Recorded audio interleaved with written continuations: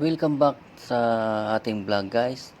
For this video is na daanan natin si kapwa nating rider na nagtutulak sa kahabaan ng daang hari. Inantay ko sa bandang unahan sa may, which is yun ay Petron, dahil doon meron malakas na panghangin dahil flat na yung kanyang gulong. Bago namin nilagay ng pasak, nilinis muna namin yung kanyang gulong dahil yung kanyang sealant kumalat na. Bago kasi natin lagyan ng hangin, kailangan malinis na malinis talaga yun kasi kakalang yung gulong sa sealant at saka hindi mahanginan ng husto or tama.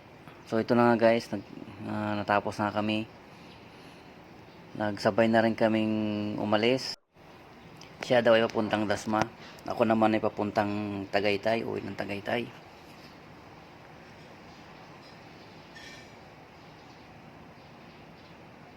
Ingat, ingat. At ito na nga, sabi ko, idol, ingat ka lagi. At bago natin siyang iwanan, siguraduhin natin na hindi na talaga siya mapaplat. At dito na siguro tatapusin natin video, guys. Salamat sa panonood. Drive safe always.